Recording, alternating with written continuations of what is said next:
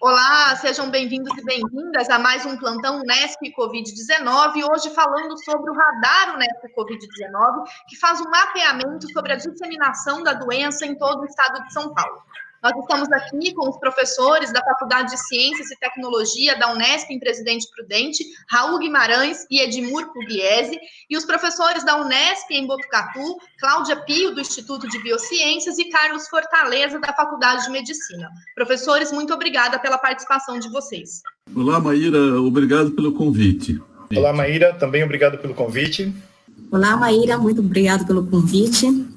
Olá, Maíra, e a todos que nos assistem, é um prazer estar aqui.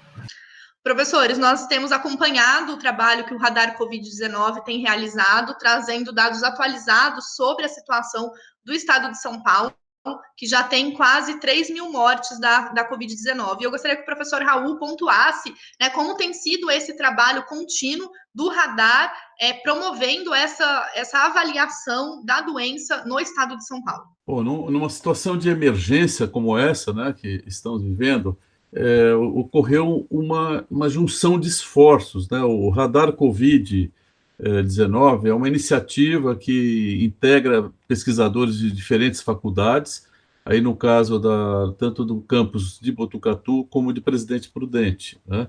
E nós vamos acompanhando dia após dia a confirmação dos casos, refazendo, né, os nossos modelos, as nossas análises.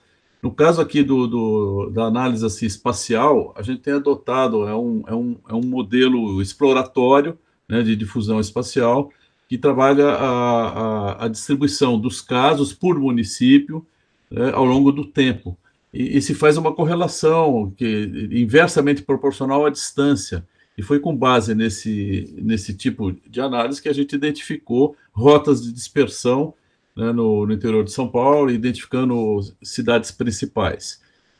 Nós contamos também com uma parceria importante dos pesquisadores da ciência da computação, né? E agora a gente começa a cruzar os estudos que nós fizemos com outro tipo de informação que eles vêm trabalhando com a mineração de dados, né? Que é a questão aí dos rumores pela internet, como uma fonte de informação, que depois até o Carlos poderia explicar melhor a importância que isso tem para a saúde pública, né?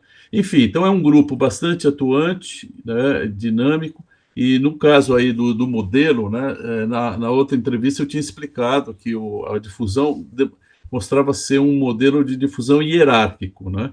Esse é um tipo de difusão bastante estudado, né, pela estatística espacial há mais de 50 anos, não tem novidade nenhuma disso, quando se fala de difusão de doenças infecciosas. No caso dessa doença de transmissão viral, né, que é uma transmissão de pessoas para pessoas e com grande densidade populacional, verificou-se o quê? Que você tem uma disseminação das grandes cidades em direção às menores cidades, né? Evidentemente, a área metropolitana é uma área de grande risco, mas também nós identificamos que não necessariamente um município contíguo à área metropolitana é aquele que seria afetado em primeiro lugar, né? Nós identificamos que isso poderia ocorrer um salto pela rede urbana, atingindo as principais capitais regionais do estado, o que de fato está ocorrendo. Agora, nós estamos numa fase que praticamente todas as cidades com mais de 100 mil habitantes já têm casos de Covid confirmado, né? E começam a chegar nos chamados municípios rurais, pequenos municípios, as cidadezinhas ao redor dessas capitais regionais, o que pode apontar para uma mudança de fase, né, uma transmissão hierárquica para uma fase de transmissão comunitária. Na cartografia, nós assumimos todo o papel de mapeamento do coronavírus. Então, nesse sentido, a cartografia entra no processo de comunicação da informação, né? E com toda a qualidade de representação, de modo que seja atraente, clara e objetiva.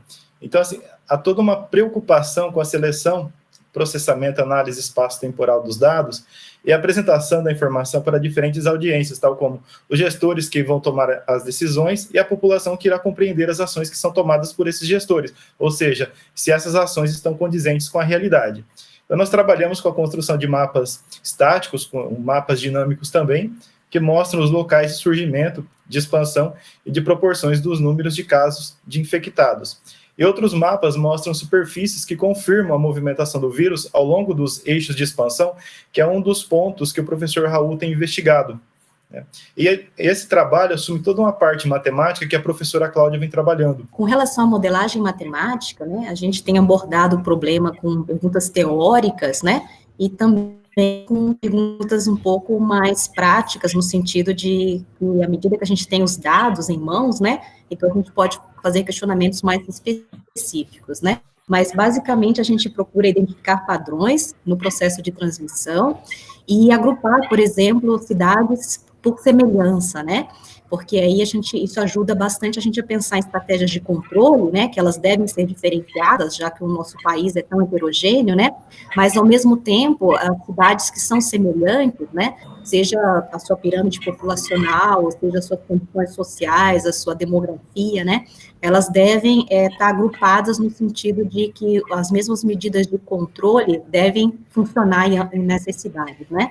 Então, algumas coisas que a gente tem abordado também é tentar relacionar como que os índices de isolamentos, né, essas taxas de isolamentos, eles estão associados à transmissão da doença, né, porque isso é uma maneira da gente responder essa pergunta, né, estar isolado funciona ou não, né, e a gente consegue mostrar para a comunidade o quanto é importante é o isolamento, né, como uma única ferramenta que a gente tem hoje para o controle dessa doença, né. Então, eu acho que é mais ou menos isso, estudar o papel dos assintomáticos na transmissão da doença, né, então a modelagem matemática, ela te possibilita estudar diferentes cenários, propor diferentes cenários e olhar diferentes maneiras, propor diferentes maneiras para olhar a questão da transmissão e o controle da doença, né, e como eu disse, assim, à medida que a gente consegue os dados, né, e a gente tem conseguido esses dados, não só a nível de São Paulo, mas a nível de outros estados também, a gente consegue melhorar esses modelos matemáticos e trazer eles um pouco mais próximo da realidade, e aí possibilita fazer estimativa do número de leitos que a gente precisa, nos dá uma forma de planejar, né? Eu deixo agora para o professor Carlos contar um pouco mais para a gente sobre esse estudo. Eu quero dizer que eu me sinto absolutamente orgulhoso de trabalhar com esses 3 professores e mais alguns muito claros de pessoas que têm, pesquisadores, né, que têm a vida como um bem social, né? Todos que fazem ciência em prol da vida. Que nós temos tentado ter resultados rápidos que influenciem decisões em saúde pública. Num ambiente sempre politizado em relação às medidas, à contenção de uma pandemia, que é importante deixar claro, é a maior catástrofe mundial desde a Segunda Grande Guerra.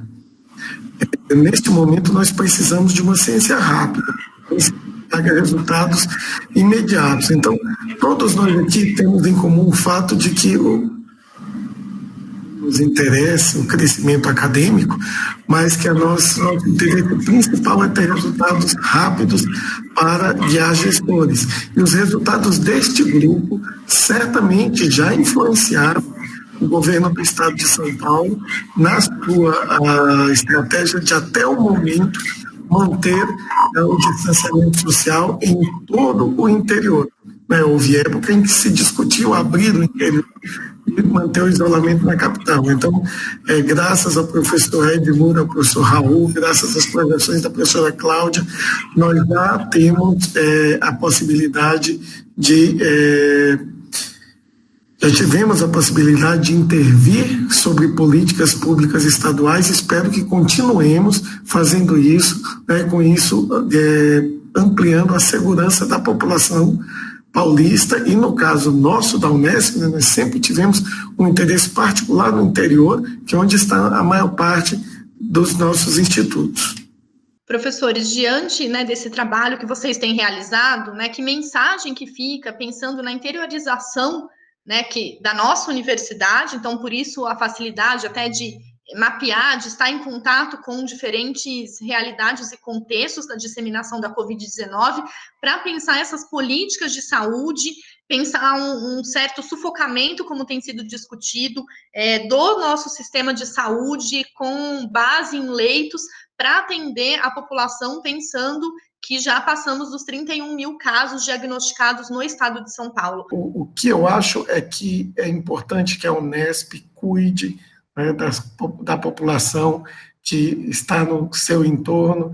Eu acho que nós temos uma responsabilidade, evidentemente não só com a população paulista, mas com todo o Brasil, mas nós temos uma responsabilidade particular com o interior, né? Nós somos munícipes do interior, nós sofremos os mesmos impactos econômicos, sanitários que todos os demais moradores das cidades, e é apenas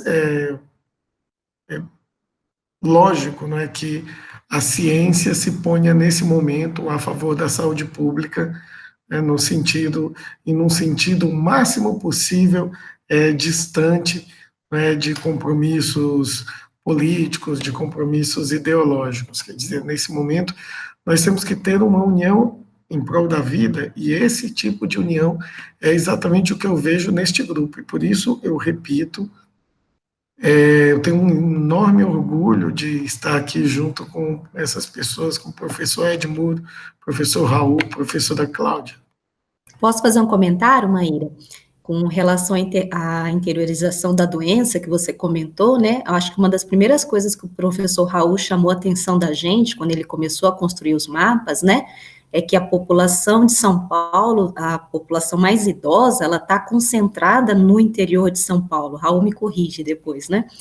E essa interiorização, ela traz uma preocupação bastante grande nesse sentido, já que eles são um grupo de risco, né? E a gente também, quando mapeia a distribuição de hospitais, né, ao longo do Brasil, ao longo do estado de São Paulo, a gente vê uma concentração muito grande, né, próxima à cidade de São Paulo, os grandes hospitais, a grande número de leitos, principalmente de UTI adulto, né? Então, essa interiorização, ela chega numa população, e eu acho que em umas cidades que são bastante frágeis, né, nesse sentido, né? Então, eu acho que a gente precisa se preocupar bastante, eu acho que o Raul talvez possa comentar um pouquinho mais.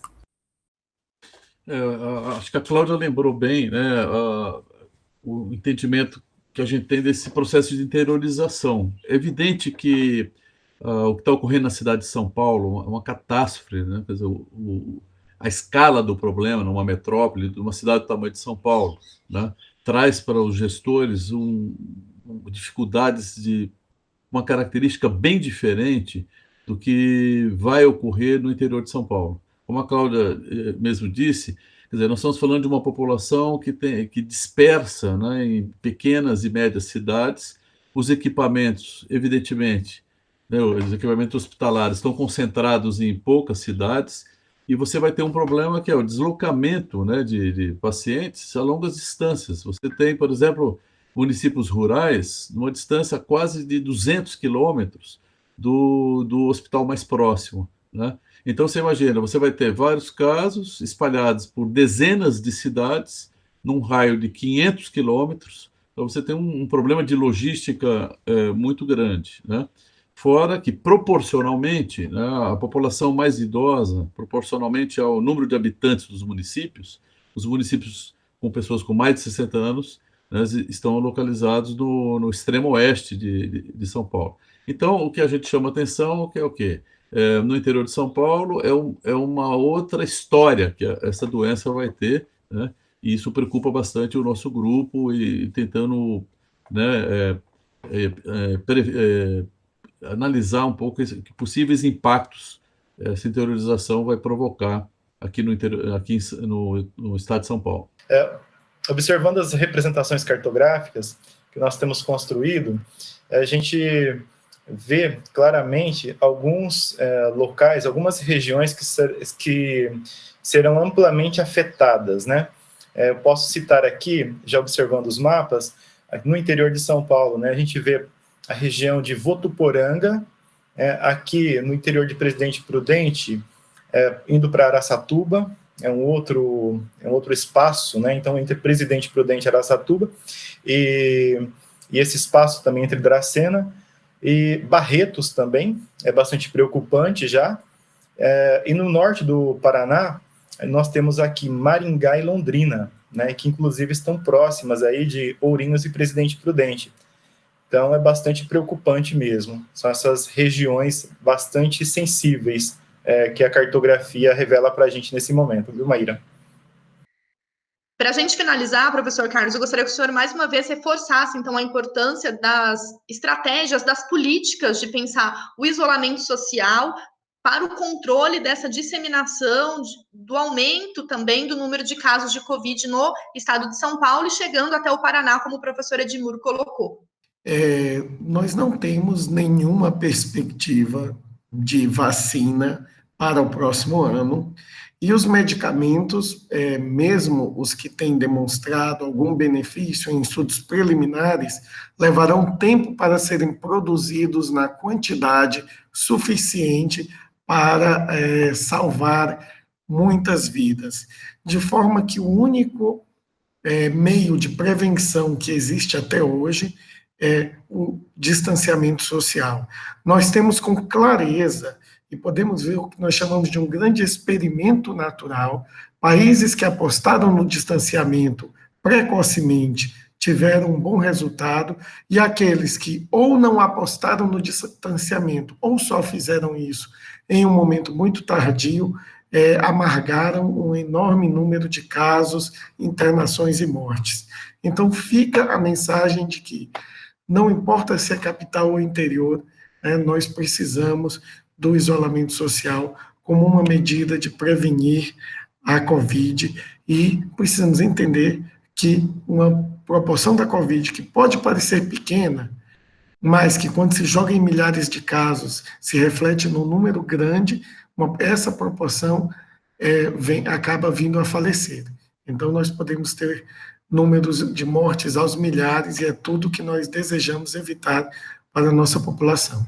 Professores, eu gostaria de agradecer mais uma vez, então, a participação de todos vocês, parabenizando pelo trabalho realizado e convidar novamente para atualizarmos as informações e a mensagem a toda a comunidade da importância desse distanciamento social para a contenção da Covid-19 em todo o estado de São Paulo. Muito obrigada e até a próxima.